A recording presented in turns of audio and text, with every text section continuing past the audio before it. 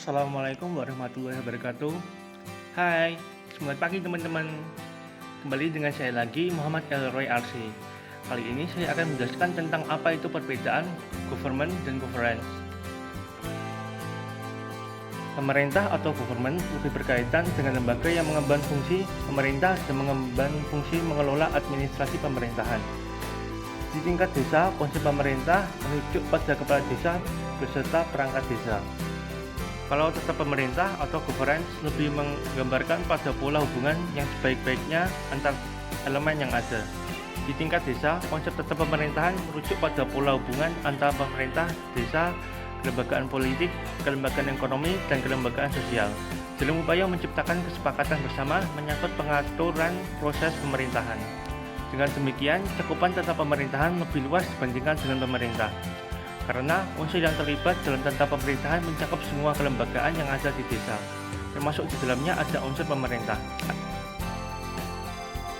Hubungan antara pemerintah dengan tata pemerintah bisa diberatkan hubungan antara rumput dengan padi. Jika kita hanya menanam rumput, maka padi tidak akan tumbuh. Tapi kalau kita menanam padi, maka rumput dengan sendirinya akan tumbuh. Jika kita hanya ingin menciptakan pemerintah yang baik, maka tata pemerintahan yang baik tidak tumbuh.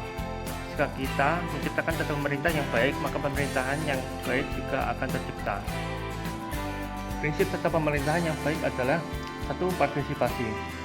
Semua orang mempunyai suara dan terlibat dalam pengambilan keputusan, baik secara langsung maupun melalui lembaga-lembaga perwakilan sah yang mewakili kepentingan mereka. Partisipasi menyeluruh tersebut dibangun berdasarkan atas dasarnya kebebasan untuk berkumpul dan mengungkapkan pendapat, serta kapasitas untuk berpartisipasi secara konstruktif.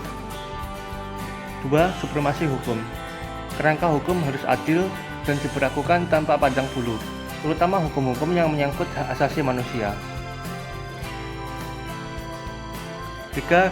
Transparansi. Transparansi dibangun atas dasar terbukanya informasi secara bebas. Seluruh proses pemerintahan, lembaga-lembaga yang ada dan informasi perlu diakses oleh semua pihak. 4. Cepat tanggap.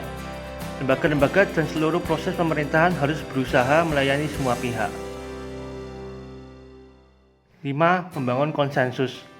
Tata pemerintahan yang baik menjembatani kepentingan yang berbeda demi terbangunnya suatu konsensus menyeluruh dalam hal apa yang terbaik bagi kelompok-kelompok masyarakat. Dan bila mungkin konsensus tersebut dalam hal kebijakan-kebijakan secara prosedur-prosedur. 6. Kesetaraan. Semua orang mempunyai kesempatan memperbaiki atau mempertahankan kesejahteraan mereka. 7. Efektif dan efisien. Proses pemerintahan dan lembaga-lembaga membuahkan hasil sesuai kebutuhan warga masyarakat dan dengan menggunakan sumber-sumber daya yang ada seoptimal mungkin. 8. Bertanggung jawab. Para pengambil keputusan di pemerintah, kelembagaan politik, kelembagaan ekonomi, kelembagaan sosial bertanggung jawab baik kepada seluruh masyarakat.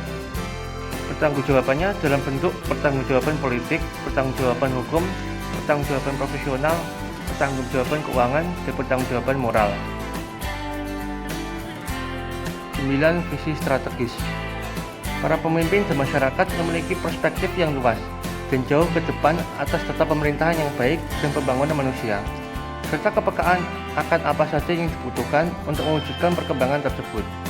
Selain itu, mereka harus memiliki pemahaman atas kompleksitas sejarahan, budaya, dan sosial yang menjadi dasar bagi perspektif tersebut.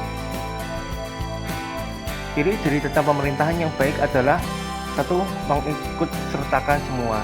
2. Transparan dan bertanggung jawab. 3. Efektif dan adil. 4. Menjamin adanya supremasi hukum. 5. Menjamin bahwa prioritas-prioritas politik, sosial, dan ekonomi didasarkan pada konsensus masyarakat.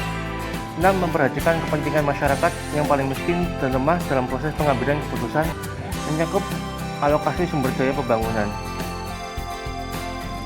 Gimana teman-teman? Sudah paham apa perbedaan government dan governance? Semoga sudah paham ya. Sekian dari saya, kalau ada kekurangan saya mohon maaf. Wassalamualaikum warahmatullahi wabarakatuh.